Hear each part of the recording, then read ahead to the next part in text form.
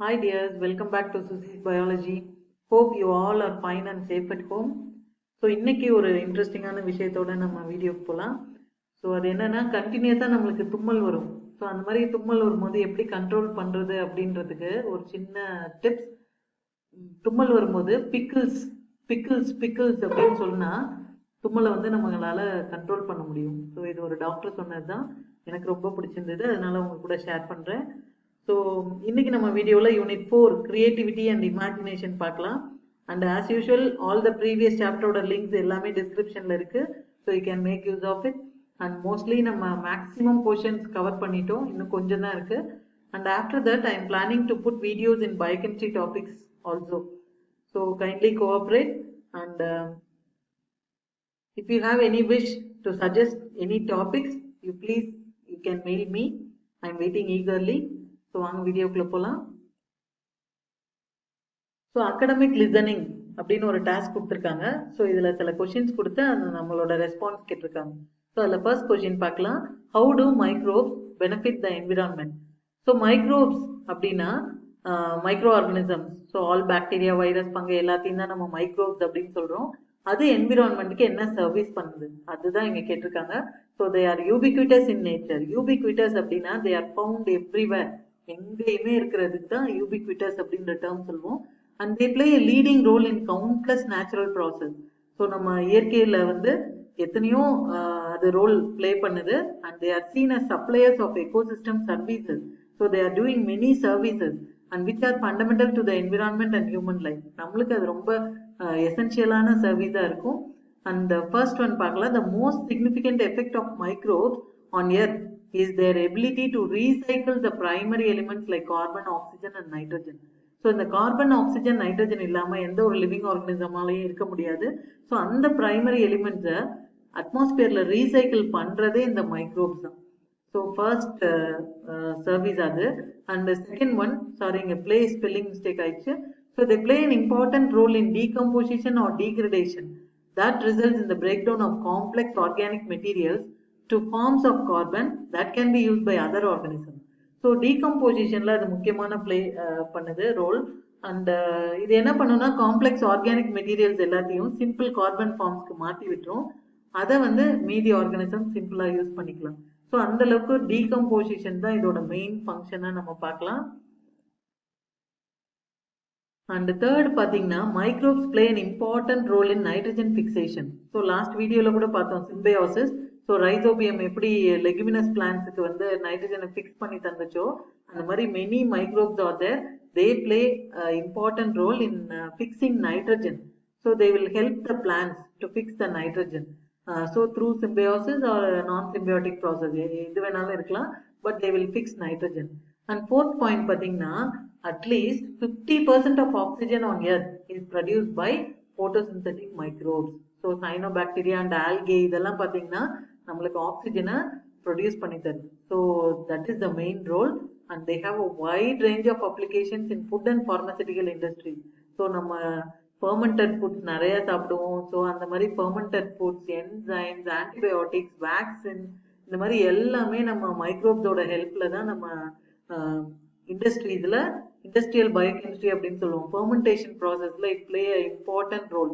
So all pharmaceutical industries they depend on microbes for producing health care products. எல்லாமே நம்மளுக்கு microbes மூலமாக தான் கிடைக்குது, ஈவன் ஃபுட். ஸோ அது அந்த இண்டஸ்ட்ரீஸ்லேயும் it play an important role.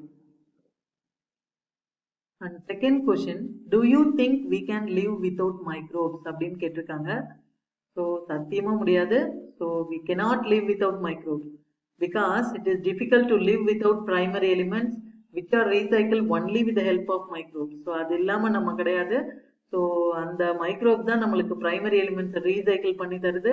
And even our food, நம்ம சாப்பிட்ற சாப்பாடை டைஜஸ்ட் பண்ணுறது கூட நம்ம கட்டில் உள்ள பாக்டீரியா தான். So our food is digested with the help of beneficial bacteria which is present in our stomach. And directly or indirectly we are depending on microbes. So for so many things like oxygen we breathe, food we eat, medicines we take, so etc etc சொல்லிக்கிட்டே போலாம். So we are depending on microbes for so many services. So thus it is impossible to live without microbes. So third question, imagine what would happen if all the microbes were destroyed from the environment. So எல்லா மைக்ரோப்ஸே இல்லாத ஒரு உலகத்தை கற்பனை பண்ணி பார்க்க முடியுமா அப்படின்னு கேட்குறாங்க. என்ன நடக்கும்னு கேட்குறாங்க. ஸோ கற்பனைக்கு வேணா நல்லா இருக்கும். ஸோ கற்பனையில என்ன நல்லா இருக்கும்னு பார்த்தீங்கன்னா, இன்ஃபெக்ஷியஸ் டிசீஸ் அது எதுவுமே இருக்காது. நோயற்ற ஒரு உலகத்தை நம்ம பார்க்கலாம். இப்போ இருக்கிற லாக்டவுன் மாதிரி நம்ம சஃபர் பண்ண தேவையில்லை. பேண்டமிக் சுச்சுவேஷன் இருக்காது. எத்தனையோ லைஃப்ஸை காப்பாற்றிருக்கலாம். அந்த ஒரு நல்ல விஷயம்தான். So for imagination, it is well that there will be no infectious diseases like current pandemic situation. But if they are destroyed, just imagine what will happen. என்னென்ன நடக்கும்னு ஒரு சின்ன கற்பனை பண்ணி பார்க்கலாம். So all the grazing mammals like cows, sheep, etc. would starve and die since they are dependent on their gut microbes to break down the fibers they eat. Herbivores, plant eating animals இதெல்லாம் எடுத்துக்கிட்டா அதால என்ன பண்ண முடியும்னா அந்த புல்லெல்லாம் digest பண்ண முடியும். நம்மளால அந்த ஃபைபர்ஸை டைஜஸ்ட் பண்ண முடியாது. ஏன்னு தெரியுமா? Because we cannot digest cellulose because we are not having the enzyme cellulase. அந்த செல்லுலேஸ்ன்ற என்சைம் நம்ம கிட்ட கிடையாது. ஆனா அந்த அனிமல்ஸ்க்கு உண்டு. they are called as ruminants. அதோட ஸ்டொமக்கை 4 பார்ட்ஸா டிவைட் ஆயிருக்கும். அதுல ஒரு பார்ட்டுக்கு பேரு ரியூமன். அந்த ரியூமனுக்குள்ள மைக்ரோப்ஸ் பிரசன்ட் ஆயிருக்கும். அந்த மைக்ரோப்ஸ்க்கு செல்லுலேஸ் என்சைம் இருக்கும். அதனாலதான் அந்த அனிமல்ஸால செல்லுலோஸை டைஜஸ்ட் பண்ண முடியுது. ஸோ இந்த மாதிரி ஒரு மைக்ரோப்ஸ் இல்லைன்னா they will starve and die. அதால டைஜஸ்ட் பண்ண முடியாது. அது புல்லு தான் சாப்பிட்டாகணும். ஸோ பட்னி கிடந்து அது சாகிற நிலைமைக்கு கூட வரலாம். ஸோ அந்த அளவுக்கு microbe very important. And second point, termites. டெர்மைட்ஸ்னா கரையான். ஸோ அந்த டெர்மைட்ஸ் would vanish. டோட்டலா அந்த டெர்மைட்ஸும் அப்படிதான். they will eat wood as food. So அந்த wood-ஐ digest பண்றதுக்கு they need microbes. So that microbes are present in their stomach. So they also depend on microbes for digestion. அந்த termites கூட digestionக்கு only microbes தான் நம்பி இருக்கு. So இந்த termites நம்பி பெரிய பெரிய அனிமல்ஸ்லாம் இருக்கு. For example snake. So இந்த termites கட்டி வைக்கிற புத்து தான் பாம்பு புத்துன்னு நம்ம சொல்றோம். So அப்ப large animals that depend on termites for food and shelter all would vanish. எல்லாமே இல்லாம போயிடும். And in deep oceans many marine organisms will die and the entire food webs will be collapsed. உணவு சங்கிலியே அப்படியே பாதிக்கப்பட்டோம். ஒவ்வொன்னா சாப்பிட்டுட்டு உயிர் வாழ்ந்துட்டு இருக்கும். ஸோ கடலுக்கு அடியில் இருக்கிற மெரைன் ஆர்கானிசம்ஸ் கூட மைக்ரோப்ஸ் இல்லாம அந்த ஃபுட் வெப், அந்த ஃபுட் செயின் வந்து கொலாப்ஸ் ஆயிடும். And think, imagine waste would accumulate everywhere. நம்ம குப்பைகள், ஸோ குப்பைகள் வந்து மக்காத எல்லா குப்பைகளும் எங்க பார்த்தாலும் குவியலா இருக்கும். Without decomposition. So microbes they are decomposing every thing. So imagine பண்ணி பாருங்க, நம்ம ஏதாவது டெட் பாடிஸை நம்ம பரி பண்ணி போட்டா கூட, இப்போ எத்தனையோ கொரோனா பேஷண்ட்ஸ் எல்லாத்தையும் டிக் பண்ணி போடுறாங்க உள்ள. அந்த மாதிரி கிரவுண்டை ஓப்பன் பண்ணி பார்த்தா without decomposition what will happen? எல்லாமே அப்படியே ஃப்ரெஷ்ஷாகவே இருக்கும் டெட் பாடிஸா. ஸோ அந்த அளவுக்கு மெயின் ஒர்க் அந்த மைக்ரோப்ஸ்க்கு டீகம்போசிஷன் தான். அது இல்லாம நினைச்சே பார்க்க முடியாது நம்ம உலகத்தை. ஸோ எங்க பார்த்தாலும் டெட் பாடிஸா மட்டும்தான் நம்ம பார்க்க முடியும்.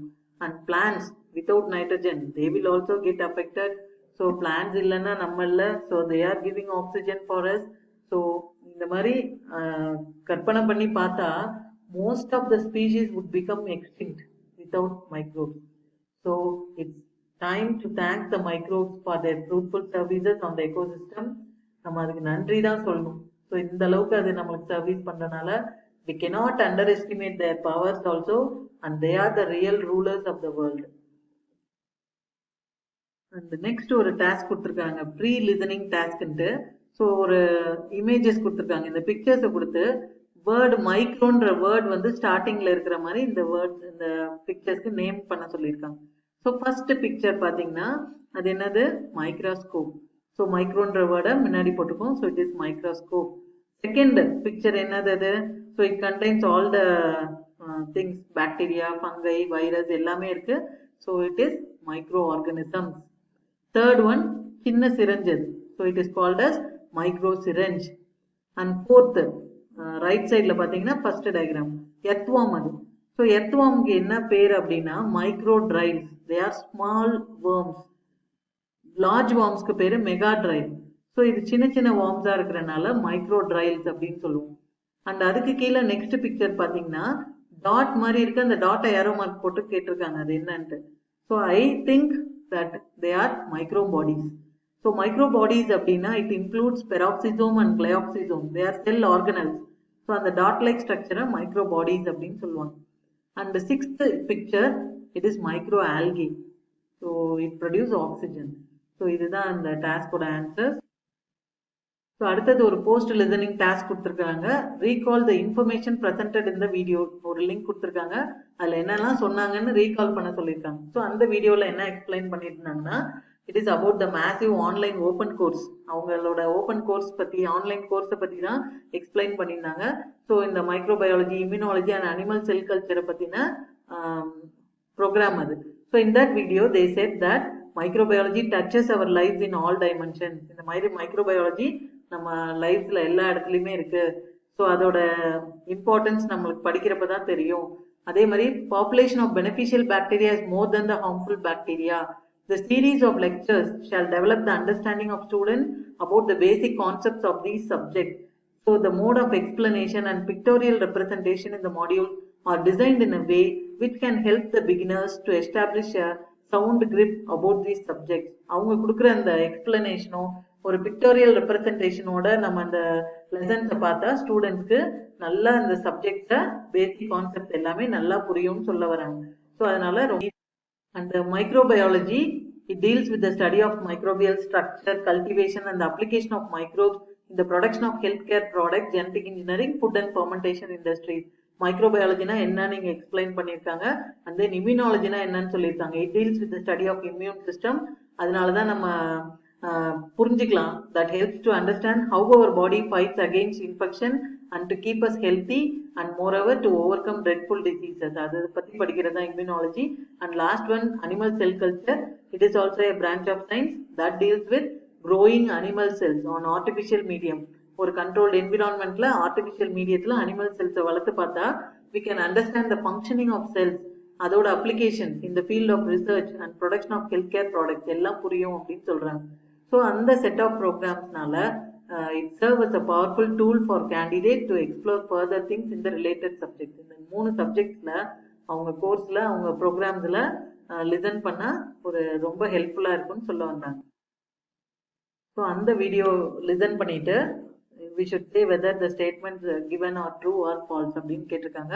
So first one, microbes are not present on the surface of our body, inside of our food, in the food we eat, in the water we drink and the air we breathe ன்னு கேட்டிருக்காங்க. So இது வந்து false because microbes are present everywhere அப்படின்னு தான் நம்ம பார்த்தோம். Second one, microbes used in food and fermentation industries ன்னு வரணும். ஆனா சென்டென்ஸ் அங்க புக்லேயே தப்பா தான் இருந்தது. So it is true, they are used in food and fermentation industry. And third one, immunology is the study of nervous system னு கொடுத்திருக்காங்க.